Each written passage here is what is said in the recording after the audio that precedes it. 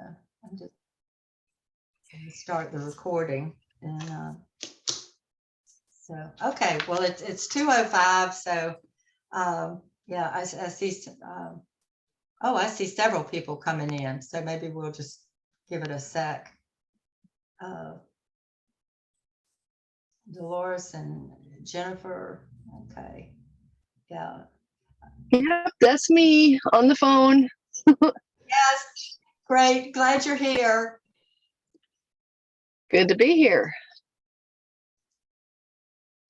Is that my sister? It's just Jennifer. Jennifer. Yeah, I thought we were cousins. We're not sisters, cousins. That's it. That was great. But I'll be your sister any day. My sister bore an uncanny resemblance to Kay Hagan. She was wow. mistaken for her, like in the dentist office. They said, well, what are you doing in Salisbury dentist office? Oh, wow. Isn't that something? Yeah. I bet that happened to her a lot. Well, it's her haircut and these, that was, part of it. Yeah. And blonde and yeah. Oh, Okay. MSK. Jennifer, do you have something to say? Oh, I just said I miss Kay Hagan. Oh, yeah, we all do. We all do. Yeah. No. Well, it's 2:06. We'll go ahead and start, and then people can just come in at will. But I'd like to welcome everyone. And we're very excited to present a special speaking event prior to the midterm election on Tuesday. And this event is sponsored by the Women's Issues Action Team, led by board member Kate Stadelman.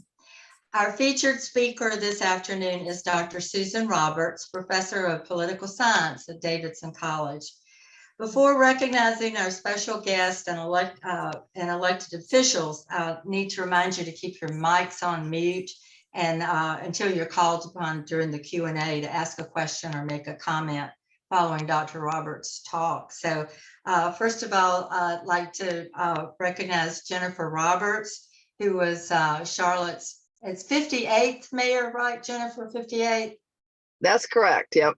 Good. I got it right. And a league member. And I just finished working with Jennifer on the Trusted Elections Tour. The league was a partner with the Carter Center, and that was a wonderful experience with Jennifer and Bob Orr. I see Dolores Johnson-Hurt is here. Dolores was our president for 5 years, so she really put in her time. So welcome, Dolores. Board members here are Jane Hoffman, Linda Traum, let's see, of course, Kate, and I see Peg Chapin is here. Peg was a board member years ago and also served on the state board. Sarah Basinger is, we don't have her face, but she's another board member, and she's editor of The Voter, our newsletter. And I see Melba Evans Smith is here. She's president of NOW. And welcome, Melba. We're so glad to have you. Have I left anybody out? That oh, Meg Rogers is here. She's our roster keeper. And Hayne White is a board member. Hayne is new to us. She came over when we absorbed the Union County group. So we're so glad to have her. So hope I haven't missed anybody. We'll go ahead and start. Suzanne, Yes. This is Dolores. Huh? We should acknowledge Anna Hood. She's a 50-year member of the league. Oh, thank you, Anna Dolores. Hood. Thank you. Yeah. Yeah. Hi, Anna. Welcome. We're glad to have you. That was wonderful. 50 years. I can't imagine that. Talk about Hi, loyalty. everyone. Yeah. I was on mute. Oh, okay. Okay. Yeah. Thank you. And thanks for the reminder, Dolores. All right. We'll go ahead and start. I know we're all anxious to meet and hear our speaker today, Dr. Susan Roberts. She refers to herself as an observer and analyst of American politics. Dr. Roberts needs no introduction to those of us familiar with her political commentary on local and national radio and television. She teaches courses at Davidson on Congress, the presidency, political parties, and interest groups, campaign strategy, and public policy. Dr. Roberts was a recent recipient of the coveted Diane Blair Award, honoring her outstanding role as a political scientist in politics and government. An extremely popular professor, she was awarded the Davidson Hunter Hamilton Love of Teaching Award in May of last year. She'll be speaking to us this afternoon on the 2022 midterm election, women candidates, women voters, and gender stereotypes. After Dr. Roberts' talk, you'll have the opportunity to ask her questions either by raising your hand or by placing them in the chat box. So without further ado, please join me in giving a warm welcome to Dr. Susan Roberts. We're glad you're here. Thank you. Thanks. I'm glad you mentioned the teaching because that's my day job. The other one I do as it comes about. But I wanted today to talk about several general areas. And as I was putting together some things for our chat, I found that gender stereotypes are really the thread that is woven through all these issues. I wanted to begin with some headlines, talk about the context for women in 2022, some of the candidate strategies, some of the campaign news coverages, the vote choice. And one of the ways I thought I could address a lot of these is to look at the 5 gubernatorial races that pit one woman, Democratic woman against a Republican woman. I thought that might be a way to look at some of these gender stereotypes, to look at the rhetoric, and to look at some of the issues that are prevalent. Here are the 6 headlines. I was going through and I said, let's limit it to 6. And October 23rd, 26th, the midterms could send a record number for women governors and send fewer women to Congress. 2022 is not another year of the woman, October 10th. On politics, Republicans want 2022 to be their year, and that was October 31st. Is 2022 the year of the angry K-12 parent? Abortion, another headline, abortion may be the key to Democrats bucking the midterm trend, October 20th. And Democrats' reliance on abortion for midterms may not be enough of a strategy. That's October the 11th. So I think that that really sums up that there are a lot of things going on, and the situation is still very fluid for 2022. When we look at the context, I think that one thing that you know better than anyone else, any other group, and that is that women have been continued to be underrepresented in elective office all the way down the board. And just having President Obama as a Black president doesn't mean that there is equity, race equity in the country. Just because you had Hillary Clinton running for president, that really didn't shatter the glass ceiling. It maybe put a dent in it. And so women have been underrepresented in politics since the beginning of electoral politics in this country. Not so much other countries necessarily, but in the United States. When you look at women and running for office, there's some things that we could all accept, and that is that party works at all levels. And one of the things that the general context is partisanship and not gender, okay, is still the key to getting women elected to public office. Still the key, because Democrats own some of the issues that we associate with women, the social safety net, education, climate and the environment.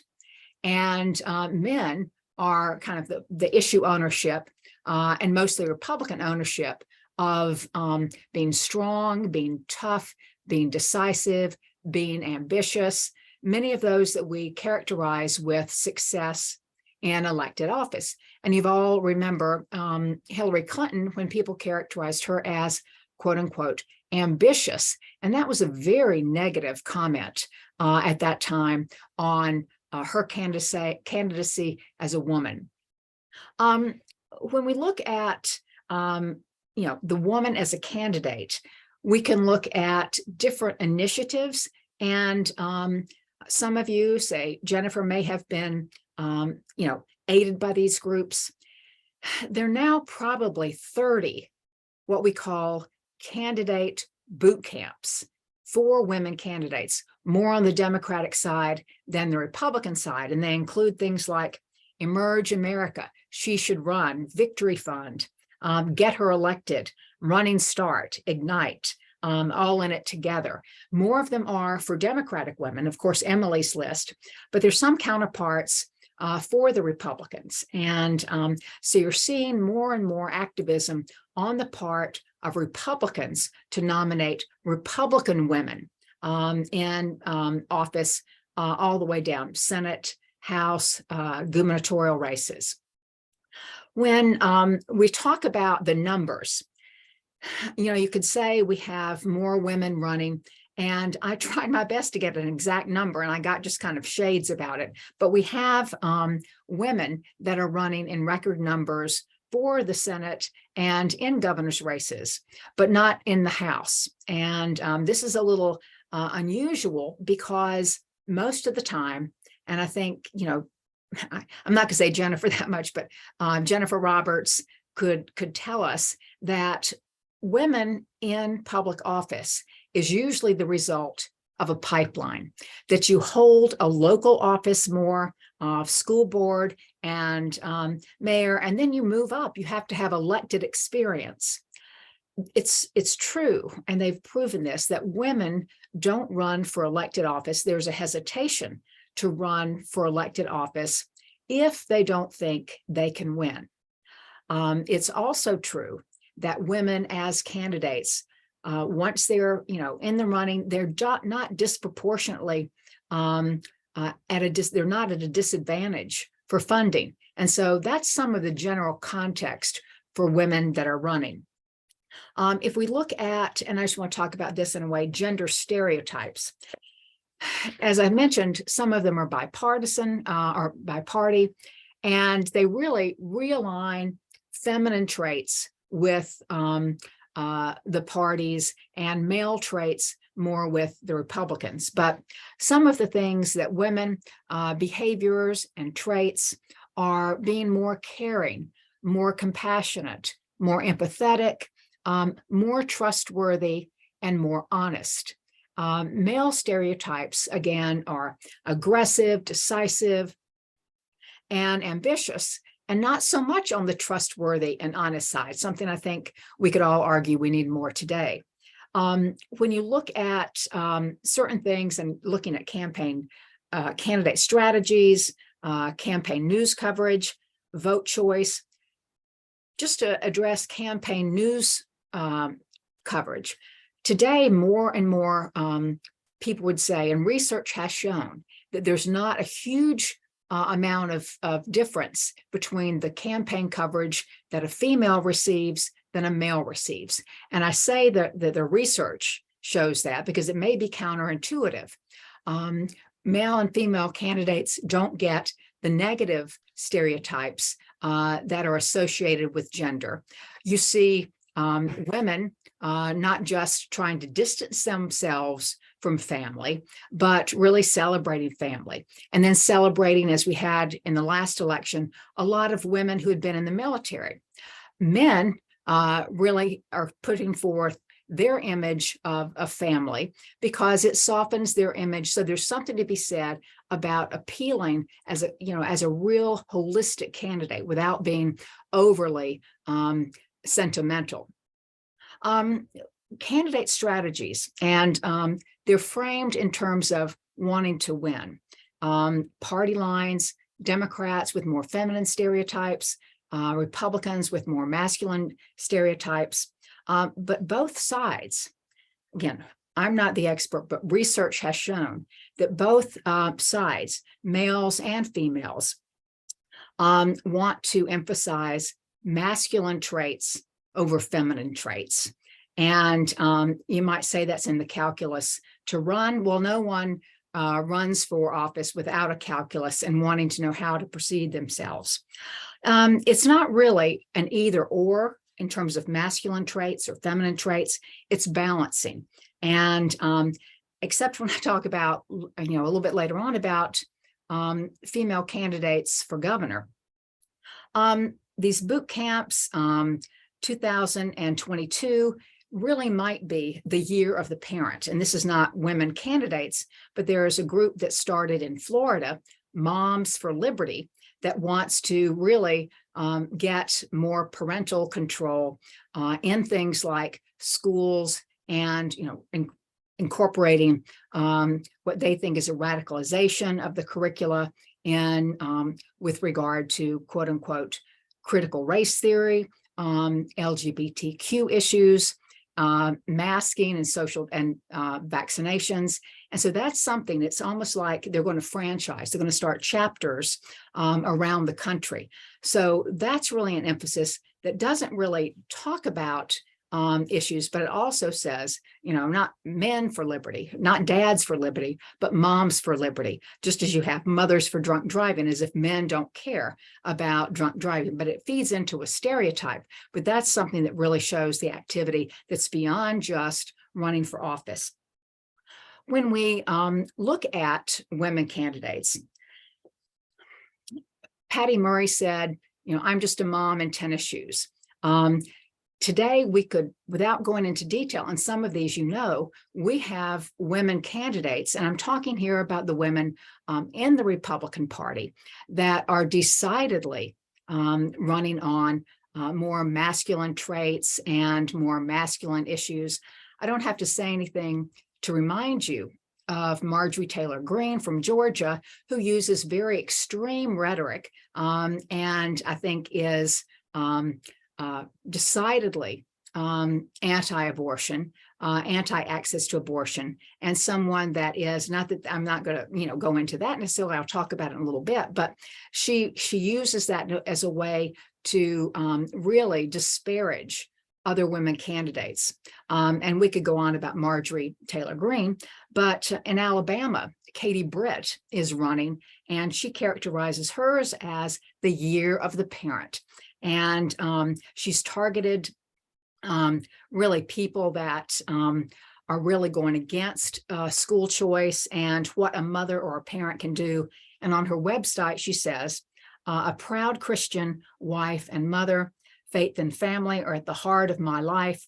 And she says that I'm here to fight for family in the state of Alabama. We also have a woman running, or that has been elected, Lauren Boebert, and there's a photo she won in 2020, a photograph of her in her bar with her firearm by her side in front of a sign that says, "Don't tread on me," and touting more what we associate are more masculine traits, gun ownership, and again, someone that is running aggressive male campaigns and not mentioning some things that we've associated with women. And we had Joni Ernst in Iowa, who ran in 2014. And it's interesting to see her evolution when she ran, and many of you may know about this, in 2014 for the Senate from Iowa. She ran a campaign. There was an ad with Ernst in a leather jacket on a Harley. The other one that was most famous was when she was in a hog pen, and she said, there's a lot of pork in Washington. I've castrated a lot of hogs in my life. Send me to Washington, you'll hear them squeal. I mean, very, an ad that we wouldn't expect a woman to run.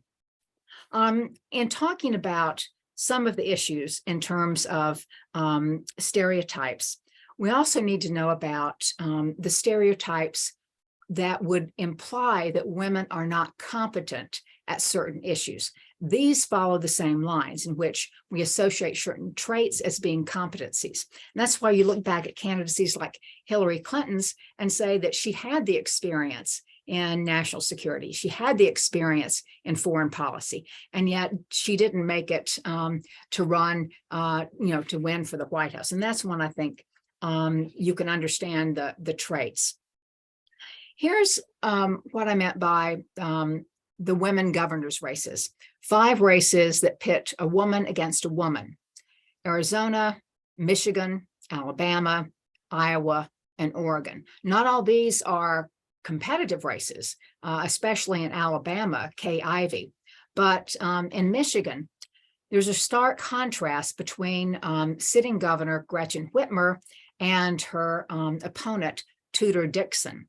Gretchen Whitmer has based a lot of her campaign on access to abortion, and extensively, I don't think exclusively, because she's talked about crime, but heavy emphasis, as most Democrats have done, perhaps to their disadvantage, on the issue of access to abortion following the Dobbs decision.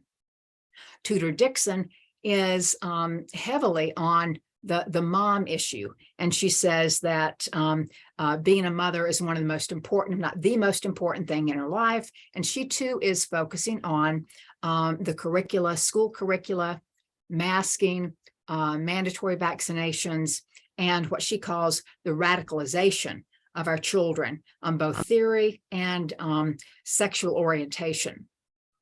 And that one, it's a toss-up. It's a very close race in Michigan.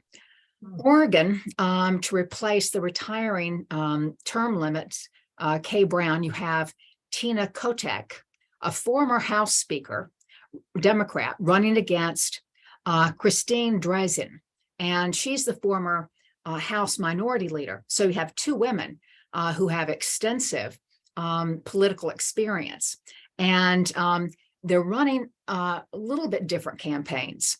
Kotek is openly gay, wants to vote for children, food banks, and calls herself a policy geek. Drazin is an election denier, wants to really get a parent's Bill of Rights. And she says, I'm running for governor, but more importantly, I'm a mom. And I don't know whether that's, a veiled, maybe that's with the theme of the Republicans, or is it a veiled mention that she is heterosexual, has children? And that's something that there's been a lot of debate about, whether that statement itself is very sexist. So Michigan, Oregon, Arizona, this is one of the marquee races around the country. And Carrie Lake is the former news anchor running against Katie Hobbs. And Hobbs has attacked Carrie Lake as being extreme and dangerous, and has gone to great lengths to draw her in, or say that she is such a Trump supporter as a danger to the country. Carrie Lake has said, you can say I'm a Trump in a lady's dress, and I don't mind at all. And Hobbs did not debate Lake, in which Lake called Hobbs, a coward, someone that had no courage. And Lake said she was running as a mama bear movement, kind of, reminiscent of Sarah Palin. In Alabama, sitting Governor Kay Ivey is running for re-election against Yolanda Flowers. And Ivey is the heavy favorite. She's had a long and strong history of bills that would criminalize access to abortion. And she has support across lines with women and men candidates. And Yolanda Flowers is not really getting a lot of support. And one of the issues there, as you might expect, is lack of name recognition. In Iowa, you have the Republican Kim Reynolds running to re-elect versus Deidre DeGear, and she also faces no name recognition. This is one of those things. She's up by about, Reynolds is up by about 17 points. Are we going to look at these races, these women versus women races? It used to be that women didn't engage in negative campaigning. Men, right, the research shows men did not engage in negative campaigning against women. Even a casual observer in North Carolina Senate race would say that Ted Budd has not really fit that maxim that there's a lot of negative campaigning, Bud to Beasley, and probably not as much Beasley to Bud. She's really only trotted out a few ads that really make implications about his family business. And Bud has said many things about an issue that seems to be resonating when we talk about voting behavior, issues of crime and child predators. And the one thing that's curious about the ad that Bud is running is that it has the look and the smell and the tone of a super PAC ad that they would run, not associated with the candidate. And Ted Budd comes out immediately and says at the very beginning, "I'm Ted Budd and I paid for this ad. And as a campaign strategist where I won." I would say that's a very effective ad because it shows a mom at the kitchen table talking about hoping her children are safe. They go out to Halloween and she, talks about Sherry Beasley as someone who's let child predators go. And there's a very ominous piece, if you haven't seen it, of someone looking out the window that's really dressed like the Unabomber. And again, the echo that your children may not be safe. Trump went after and sought the votes of suburban women in 2020 with the crime issue. It backfired because suburban women, yes, they were against crime, but they didn't see any in their neighborhood. I think Ted Budd's ad is, as a campaign strategist, would be effective because it's saying mothers are worried about their children. And that's an issue in terms of negative campaigning. I'll stop there and let me just say one or two things about when I study access to abortion. The Democrats really thought that they had seized on the issue to drive women to the polls and men on the issue of access to abortion. I look at it as I compare 2018 and 2022, which are two midterm elections, and 2018 was a blue wave. Will 2022 be a red wave? In 2018, you had the Trump / Kavanaugh confirmation. That happened on October the 6th, okay? And for the Democrats, the release of the Dobbs decision was, let's say, June 26th or along those lines. So there's a point at which you can say those two issues may not work. The issue may not work with the abortion issue, and for Biden, the Biden abortion issue. People don't have the same sort of visceral reaction to Joe Biden as they did for Donald Trump. And so I think as an indicator of how that issue is going to play, that's the most important distinction that I make in terms of this issue, access to abortion, as being a driver. And I think when you look at different reports, and right now I'm not looking at the horse race coverage. I'm not looking at who's ahead or who's behind. I'm looking at some of the messaging, and I'm looking at the voter turnouts. And to this point, nationally, if you look at the National Election Report, women have not been turning out, younger women have not been turning out in the numbers that they should. In terms of the gender gap and women as voters, the gender gap has persisted since 1980. Up to that time, they really thought that women voted along the same lines as men.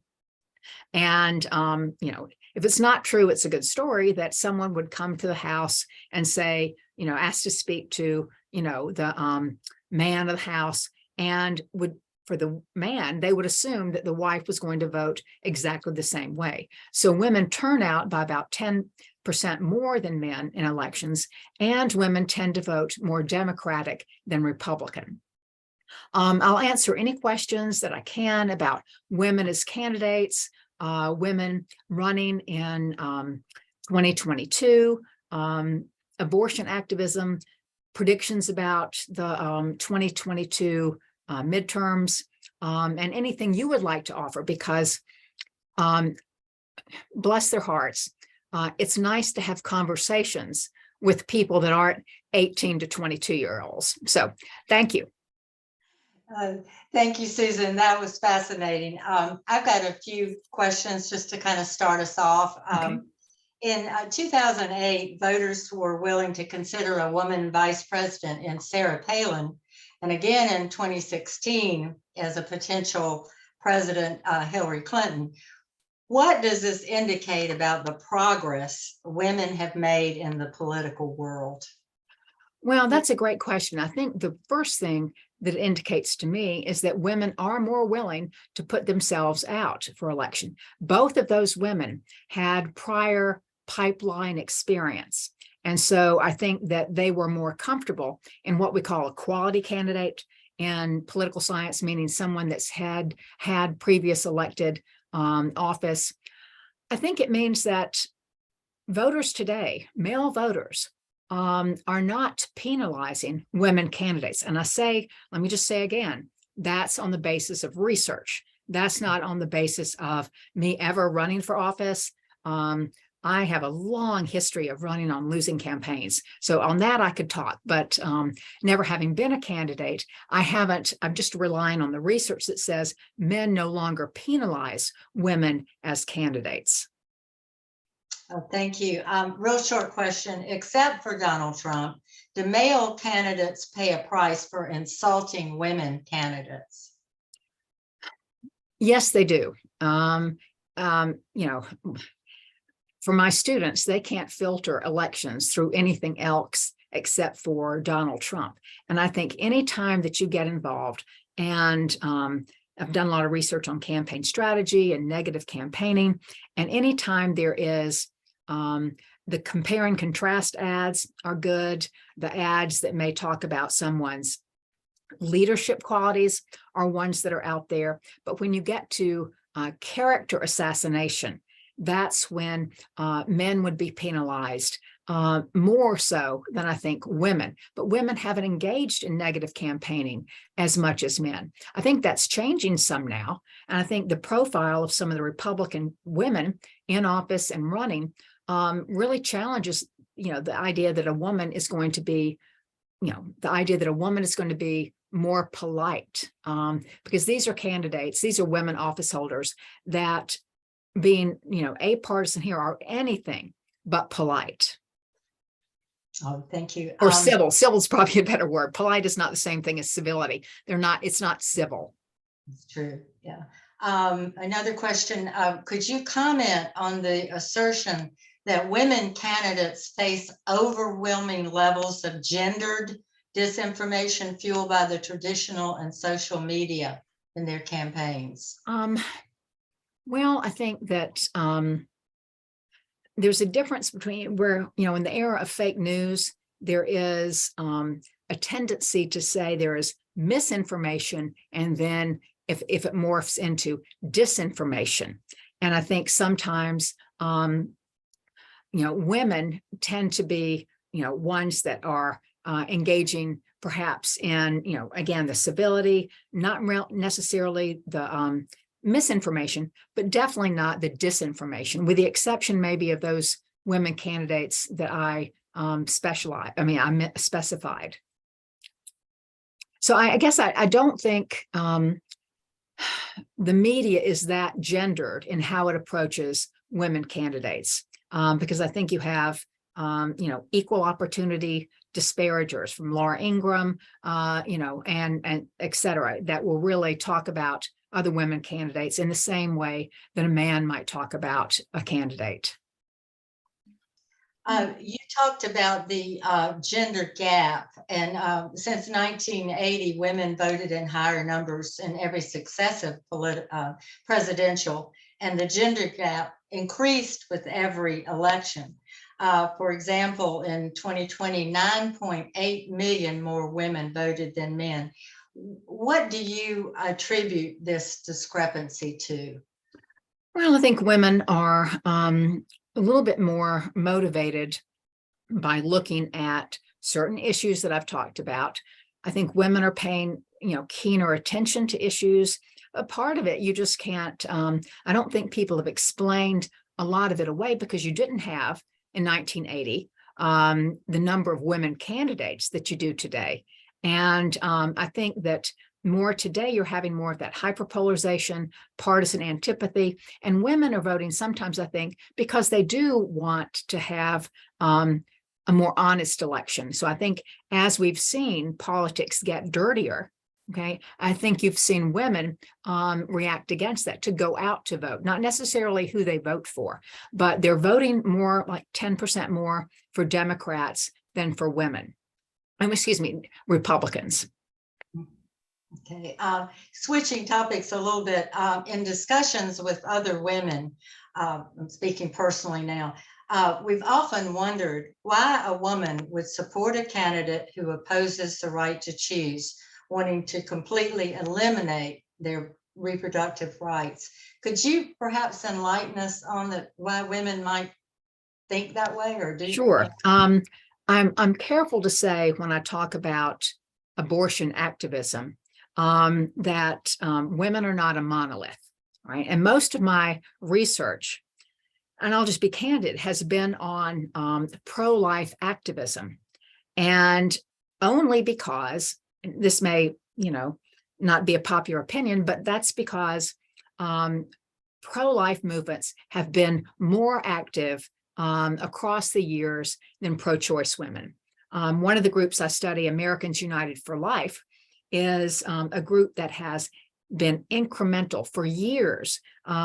Even before the Roe decision, they were working to be more life affirming. And they put forth this legislation, model legislation, in terms of a whole playbook, that a legal architect of the pro-life movement. And they've been slowly and surely chipping away with, say things about parental notification, all sorts of issues that they think are life affirming.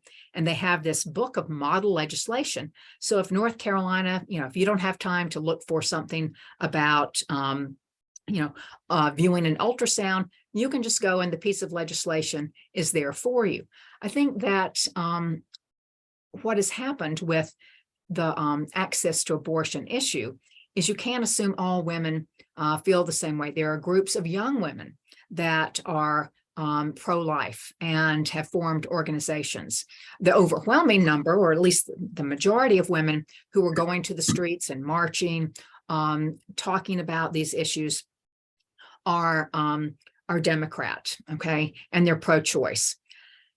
Let me just get this in case I don't get another question. We have a couple. Yeah, I guess in case I don't get it in with another answer.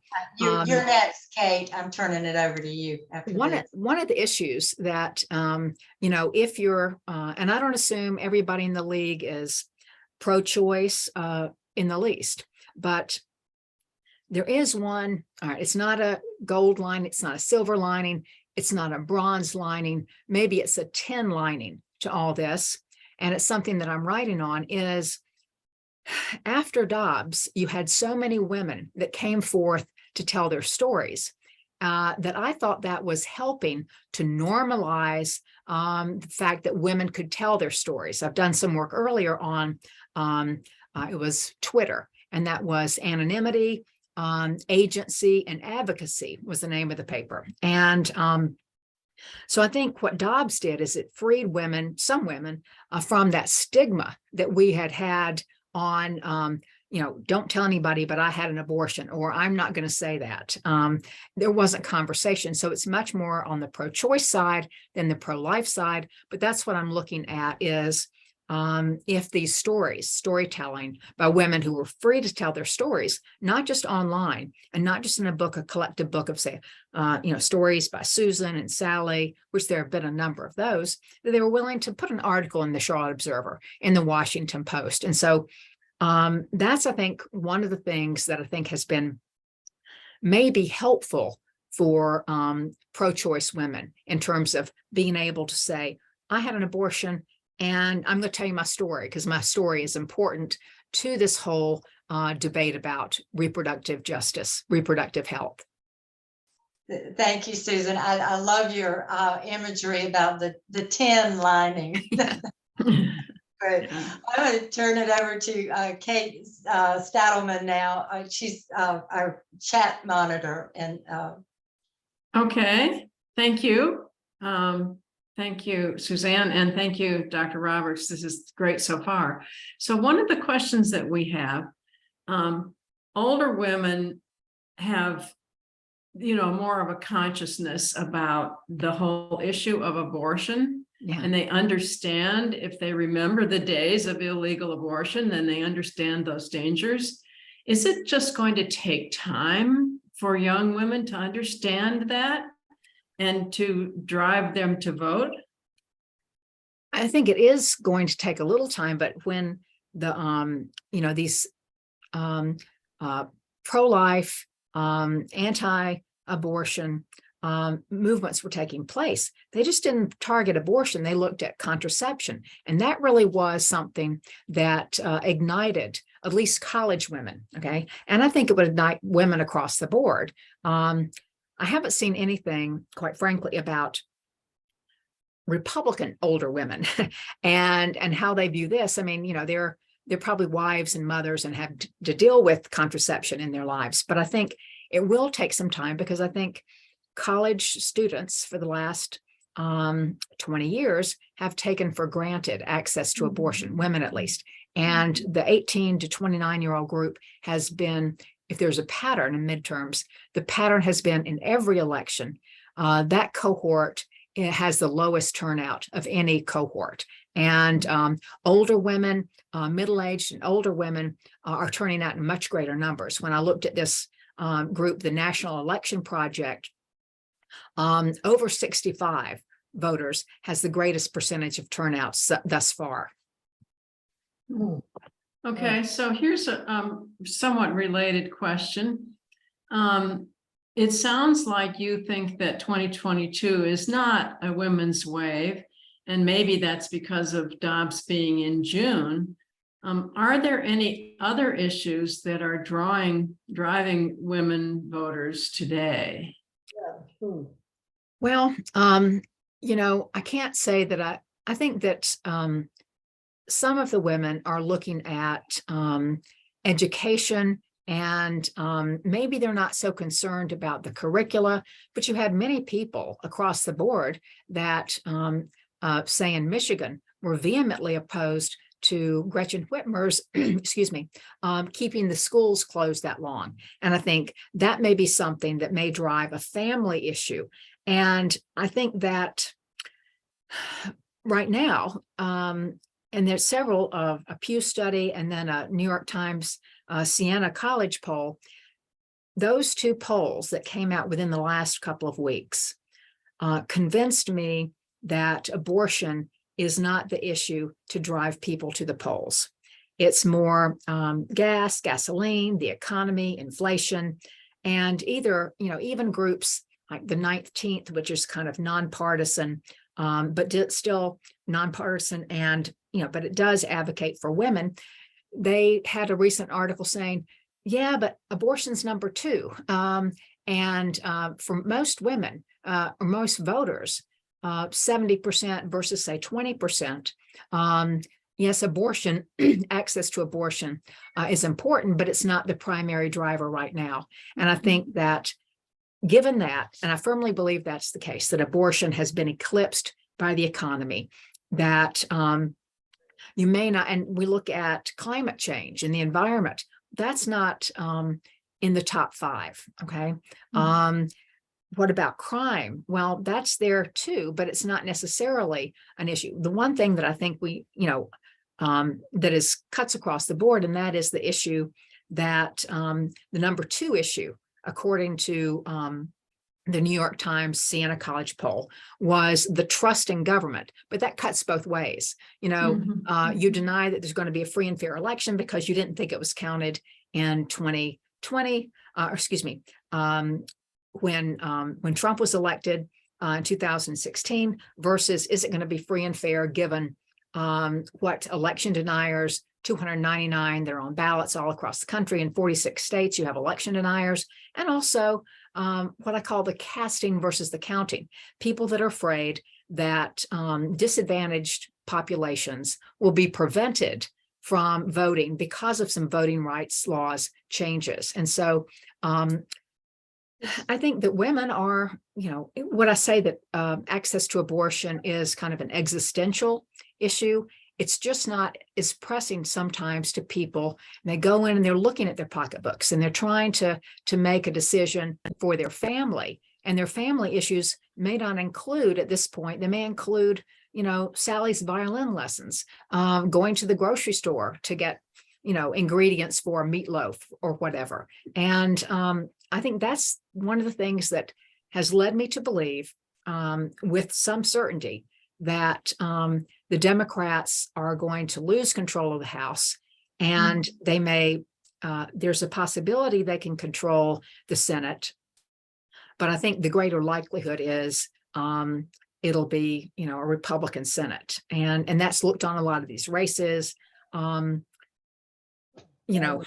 I do believe that it's important, but it's not going to be the priority on which women vote or, men vote as well, because there are many men that support access to abortion. Mhm. Thank you. Thank you. Dolores, you've had your hand up there. Do you have a question that you would like to ask? I do. I'll go back to the beginning when Dr. Roberts was describing the traits of female candidates, and I wanted to know if she'd studied the traits or characteristics of Black female candidates. Yeah. And the differences between them and white female candidates. You mentioned Beasley, but we have other very prominent Black female candidates, Val Demings in Florida, Stacey Abrams, of course, in Georgia. Yeah.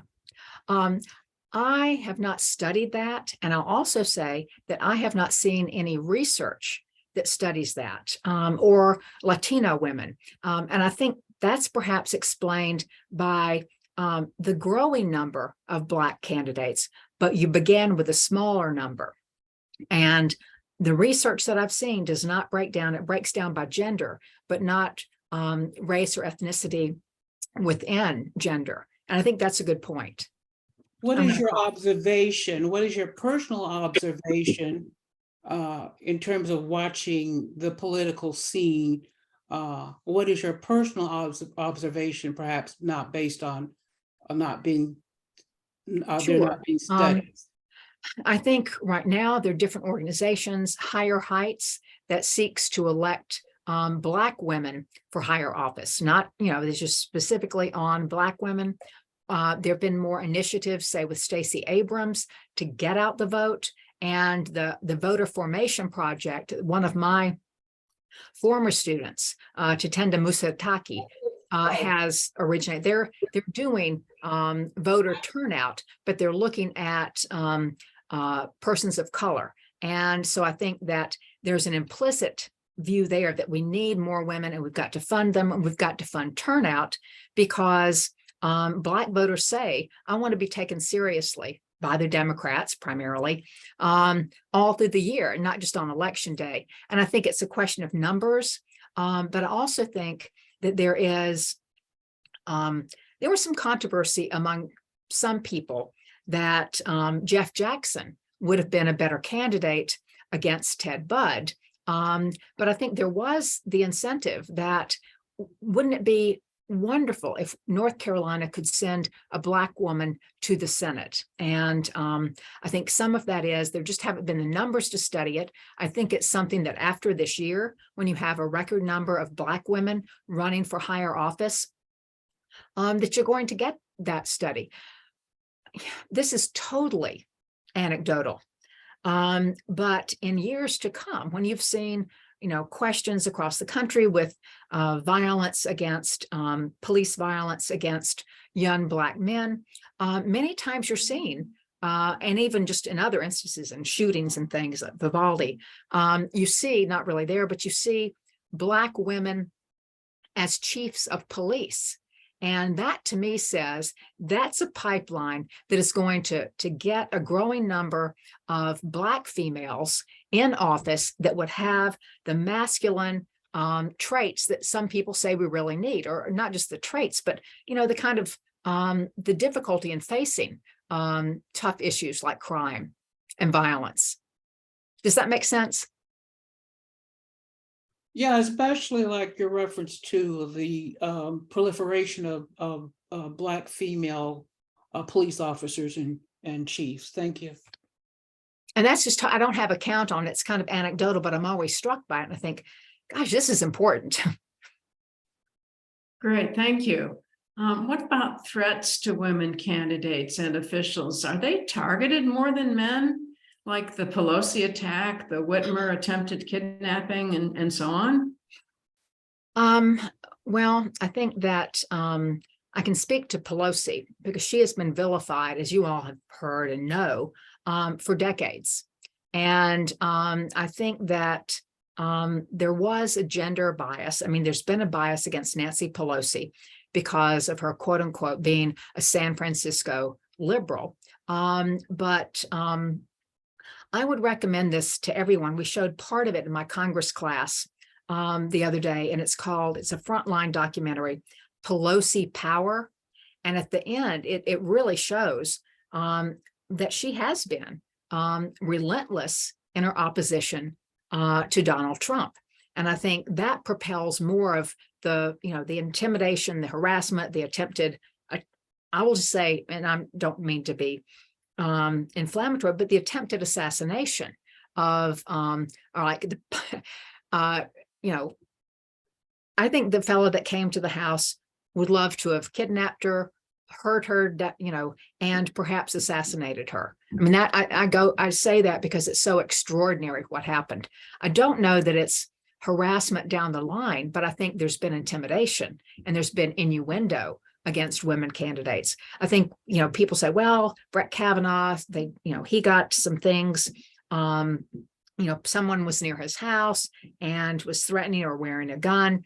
I think that's true. So but I think it's more so with women candidates who take certain points of view. I don't think you're going to have any intimidation necessarily on the part of, people against Marjorie Taylor Greene. I don't know if she receives threats. It'd be nice. I would like to know. It would be. So what are the most important barriers to women winning office in the United States? And if there are differences by racial group, what do you think about that, barriers? Well, I believe this. I've seen it in some literature. The biggest barrier to women winning political office in this country is running for political office and being convinced that they can win. And that's the biggest kind of calculus you have to make in the opportunity structure. Can I win? Along with, can I raise money? But women who do jump in to run don't have there's not really that much of a disparity in money, according to Jennifer Lawless and other women that study women's electoral fates. And what was the second part of your question? Is there any difference for women of different races? Yes, I think that they've been, Jane Mansbridge has written an article called, it's been probably 10 years, Should Blacks Represent Blacks and Should Women Represent Women? And a conditional yes. And part of that is that women and Blacks have been seen as not having the capabilities to govern. And she looks at different, times at which, if this group has been disparaged in terms of having the characteristics to run, then they, are in kind of a protected category. They really should have Blacks that represent Blacks. Is there, would women be disadvantaged by the assumption that women are going to speak to women's issues? Today, I think that would be a disadvantage because there's so much more on the plate and there's so much more in terms of, guns and crime and not that many issues. We've seemed to have said, well, let's think short term. We can't think long term about the environment, some issues about which women, there's a gender gap there between what women and men feel about climate change and the environment. So I think some of it has been seeing the opportunity structure, thinking if they have a chance to win. do I think that, women make a calculation about, their family and their responsibilities? I'll just say, I haven't seen research that says that's part of their calculus. I imagine that it is, but women at the local level, just at the local level, seem to see some other obstacles in their way. And some of it may be at that level, what the voting patterns are. If women have run, if there's, a climate of, what if it's a rural district? Are women going to be elected from rural, counties across the country? We have the urban-rural divide, we have the education divide. And so some of this depends on where you are. I mean, it's not universal. Oh, thank you. So maybe that group that's called Run for Something has it right. Yeah, that's right. Run for something. Suzanne, you had your hand up. I did. I wondered, we have such an ingrained two-party system in our country. And I wonder what you think the impact is on women being able to win their party's nomination for elected office. Is it one way in one party and one way in another, or just if you would speak to that, that would be great. Well, I think one thing that's structural is that we don't have term limits, okay, by and large at the national level. And we have something that, you would recognize as the incumbency advantage. Okay, so there may not be more opportunities for women in the opportunity structure to win. I mean, the younger progressive Democrats are looking at the leadership structure and the members of Congress and saying, who are these old people and why are they still here? And so there's an incumbency advantage, and that we don't have term limits. So those two are kind of structural disadvantages. I think the Republicans have made a concerted effort for the last 2 years at least to run more women candidates, because they don't want to be seen as the party of the white male.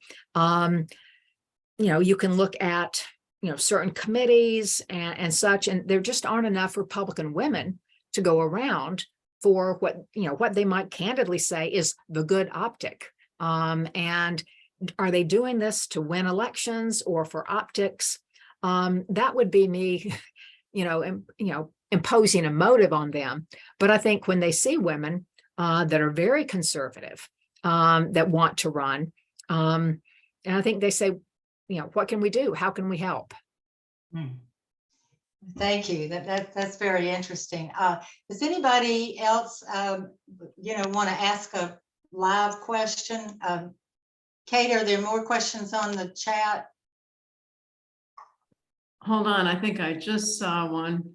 Yeah, I think you got one. Yeah. Yeah, the Old Boys Network is still strong. Women are not mentored for public office as much. They're not in the traditional pipeline. And when they lose, they are not given plum appointed seats in the way men are.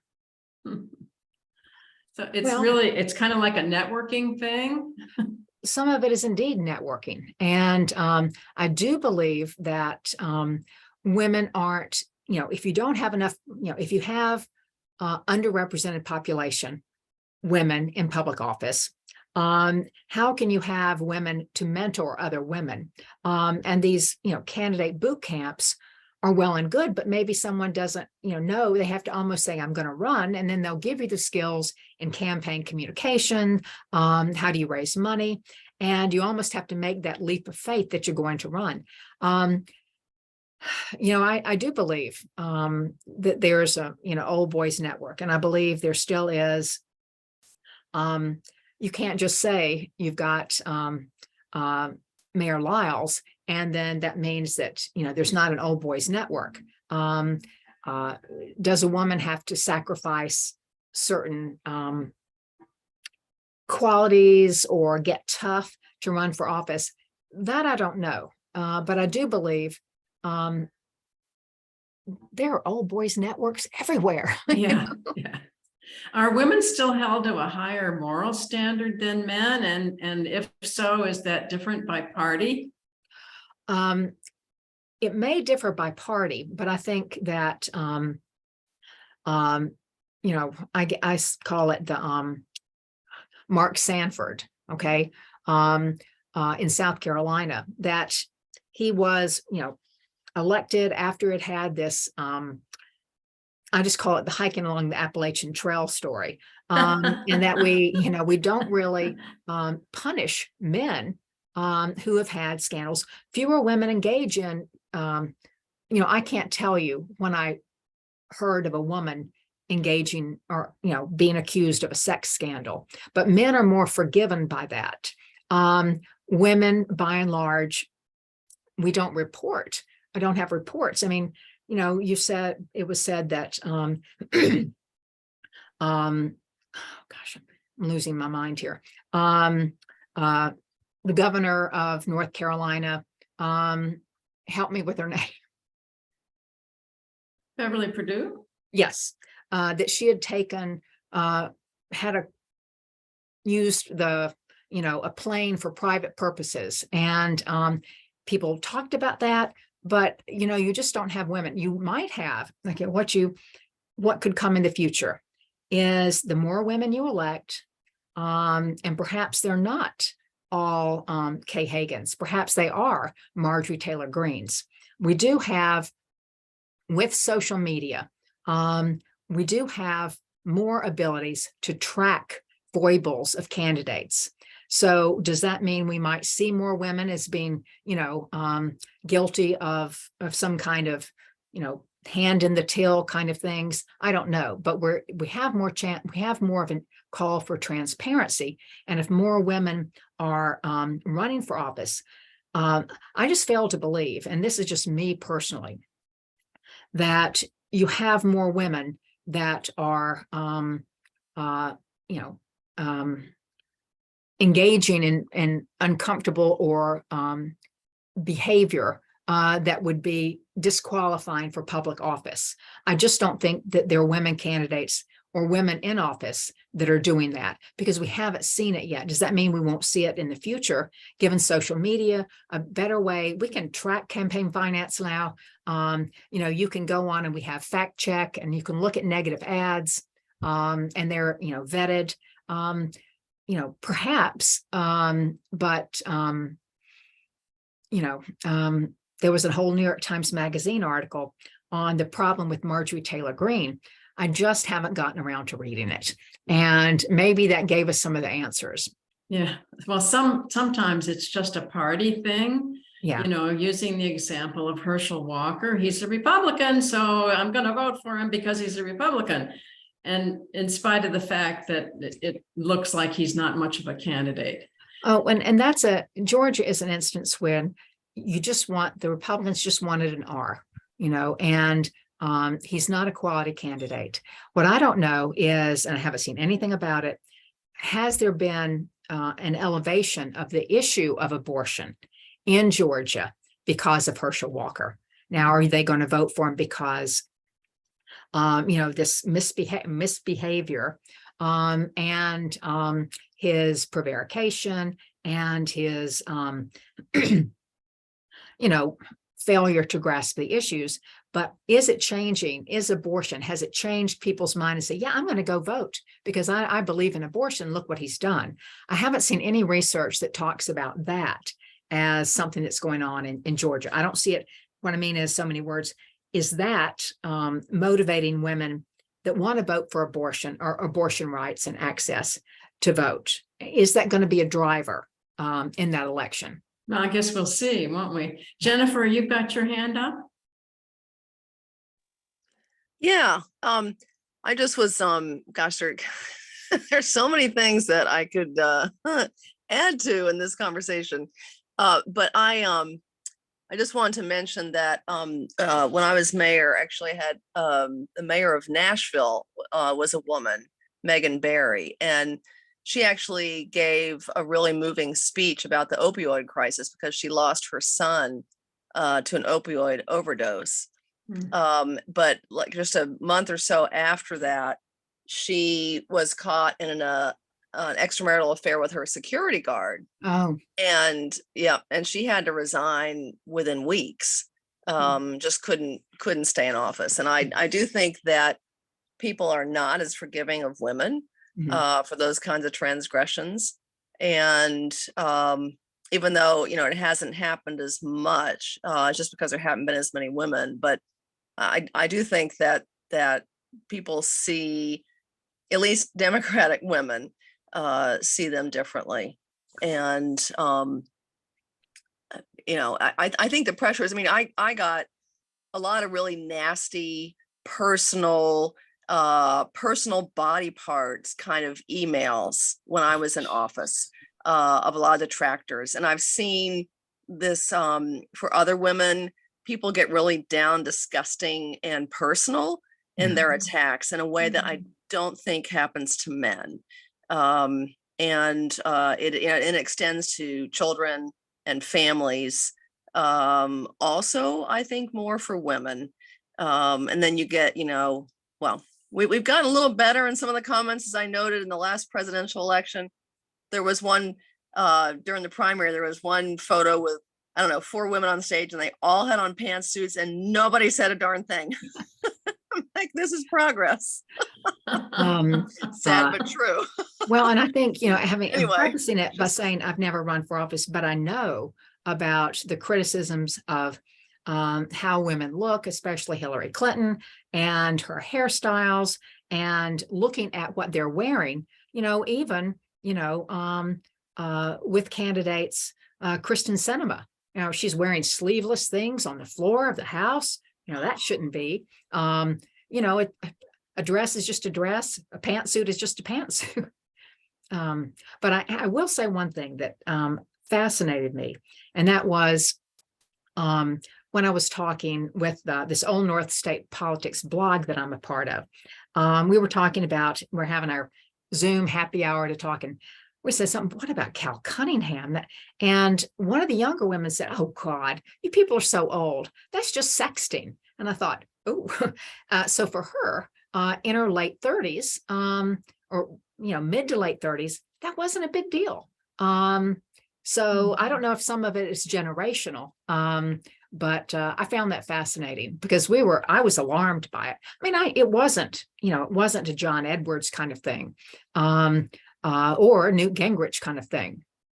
And I think that some of the people that have been around longer, Hillary Clinton developed a cadre of people that despised her when she was first lady, and she never really escaped that. And it just snowballed from there. And somebody brought up that Chelsea Clinton was attacked relentlessly and continued to be attacked on Twitter until she quit Twitter. Yeah. And I think too, there were people that just didn't like Hillary Clinton when Bill first ran, because it was Hillary Rodham Clinton and she was Hillary Rodham, and they didn't like the fact that she didn't take his name. Now, how I don't mean to, that's something that is very much a matter of personal preference. That doesn't signal anything about her as a woman who is trying to look independent. That to me was kind of curious, because that's something that I don't even think of about. After I divorced my first husband, I was really glad that I'd kept my maiden name. I didn't have to go through any paperwork or anything. Cone of silence. Yeah. Yeah. Can anybody tell me what you think is going to happen on Tuesday? Anybody that wants to jump in? Do you have any, positive news for more women or progressive women? Do we have any wizards out there? I wish I had a crystal ball. Yeah, all I know is with the conversations that I have, everybody is just tense, scared, worried, because I think pretty much to a woman that we're thinking that, if the election goes a certain way, we could very well lose our democracy. Well, and I will say this, the Republicans have 22 what we call trifectas, and that means they control the governor's mansion, the House, and the Senate. And there are, I believe, 14 for, or 16 for the Democrats. That's where the battle for abortion access is going to occur, because you're not going to have any access, at present, they're not going to pass, the Women's Health Act that came through the House. They're not going to be able to pass Lindsey Graham's bill, but it's going to be at the state houses. And Jennifer could speak to this better than I can. A lot of people just aren't attentive to those races, and they don't realize that these are state issues. Maybe they've started to realize that, but I think you're going to have more states that get more conservative or restrictive of access to abortion than you are states that liberalize. And part of that is just the Republicans control the state houses.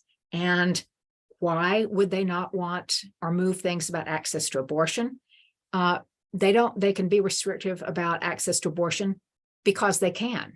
And there is, a very clear divide between liberals or Democrats, conservatives or Republicans. Democrats are pro-choice, Republicans are pro-life. And sometimes I use those terms because that's what the groups would prefer to call themselves, because I teach a seminar on the politics of reproduction. And we don't get into the ethics, but we do get into the politics of it. And we talk about the rights aspect, not in terms of is abortion murder, we talk about rights and these kind of things. So I do that in my class just to be, straight down the middle.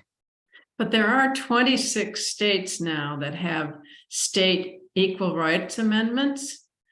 And in the mess of the federal ERA, there are 26 states that have passed, and it's on the ballot in Nevada, and I think another state that I'm not remembering. Well, and I don't remember myself. Abortion is literally on the ballot in 5 states. California, Vermont, all I remember is Montana is the only one of those that is very restrictive. The others are, wanting to amend a state constitution. I'm not going to say they're all going to go like Kansas, but there are states in which people have said abortion's on the ballot, and they're literally on the ballot. Susan, at the risk of wearing you out, which I think we are practically about to do, could you comment on the case that's going to SCOTUS, the Harper versus Moore case? I think that's going to be, all I can say about is what the impact is. If that case goes in favor of the conservatives or the Republicans, it'll be the wild, wild west. And I can't comment on the case itself because I really haven't taken a lot of time. I've been worried about what's happening, here and now. And I was, looking at, there's a great thing if you're looking down the pipe about wanting to follow Supreme Court decisions. It's just SCOTUS, Supreme Court of the United States. There's a SCOTUS blog. And like when they had decisions coming down, it kind of would blog. I think it's coming out soon. I think the next one's going to be this. Oh, this was the ruling. This is what the court said. And that does go into some of the oral arguments, and you can track it there. I think it's going to be, the states control. If you control elections, you control everything. Mm-hmm. Especially if you look at the state houses and the way, and Jennifer, correct me if I'm wrong, but the state houses look like they're trending more Republican than ever before. Yeah, and I just put the actual numbers are 23 Republican trifectas and 14 Democratic ones, and the rest are a mix. Of course, North Carolina is the mixed one because we have a Democratic governor and a Republican legislature. But I was just going to add to Suzanne's question, because Bob Orr and I have been, of course, in 15 different meetings where he's had to talk about this a lot. And Moore v. Harper, he thinks that there is a pathway for a narrow ruling. And the problem in North Carolina was that the judiciary actually drew the maps that we're using now. And they had special masters who were judges, but the judiciary drew it, and they did not let the General Assembly go back and redraw it. They said, no, we're going to draw the maps. And these are, for the next 2 years, and they had special masters approve it. And his thinking, because the Constitution says that the General Assembly should approve the time, place, and manner of elections. And so he's thinking that a narrow ruling could say, you got to let the legislature draw the map. The judge, and they wouldn't have to say, and then the judiciary cannot review it, but they can't draw the map. But that would be a very narrow ruling. A much broader ruling would say, the judiciary has no role whatsoever in how elections are run. So anything a General Assembly puts forward in terms of a map or early voting days or restrictions or whatever, the judiciary has no chance to review that. Now, that would be a very broad ruling. And that would Bob mean Orr no is the thing that's checks and gonna happen. balances. Right, no checks and balances. What was that? I'm sorry. That would mean no checks and balances. Exactly. Yeah. And every Supreme Court across the country has submitted an opinion saying, don't do that. So we'll see. Well, I want to thank everybody, most particularly our speaker, Dr. Roberts. Jennifer, it's been great having you here. I felt like you added, contributed so much, as you always do. I'd like to thank the Women's Issues team for sponsoring today. And I just think it's been a great success. And I wonder, Dr. Roberts, would you come back again sometime? I would, and I'll come back if Jennifer agrees to come to one of my classes and speak. Jennifer, you better say yes. Absolutely. Okay. All Then I'll right. come back. I've got her word. Yeah. But before we adjourn, I'd just like to, are there any announcements? Sarah, would you like to get either you or Linda like to get in a plug for November the 15th League Talk? Sure. Hi, this is Sarah Basinger, and I'm sorry I can't put on my video. I'm not in a appropriate place to do so, but we on November 15th, the League Talk will actually be a hybrid opportunity, and it will cover the Charlotte-Mecklenburg Schools comprehensive plan that is leading up to the bond referendum in next November. But it's all in the works right now, and the public comment period is now. And we feel it's our role as a league to broaden the voice, the number and diversity of voices that are being heard in that. And so we'd really love to have anyone who is able to come. The Evite is going to go out tomorrow, and please encourage others to come. And if you know anyone who has a great mailing list, have them send the Evite everybody's way. Thank you so much. Thank you, Sarah. Anybody else have anything to say before we let poor, tired Dr. I told you I love to talk to adults, and especially women adults. Oh, that's great. Well, we appreciate that you had the interview right before this, and I know it's been a busy day for you, but we thank you for letting us prevail upon you, and it was just great. We were very grateful. Thank you so Thank much, you. Dr. Roberts. Yeah, and thanks for inviting me. And I should join. Yes, you should. Yes. I'll have our membership chair get in touch. Absolutely. I mean, none of the crazies out there could blame me for being with the League of Women Voters. No. That's right. Or your students, for that matter. That's right. Oh, you might tell them that student membership right now is free. Oh, really? It is. Yeah. We have a lot of young women that are very mobilized by Dobbs, and I think that they'd like an outlet to talk to. I think they should talk to women, and maybe even women that are not their own age. Well, Right. we encourage men too, so even your male students are welcome to join. Yeah, exactly. Okay, thank you so much. Thank you. Thanks, everybody. Bye, Suzanne. Thank Bye. you, everybody. Rest of your day. Thanks so much for coming.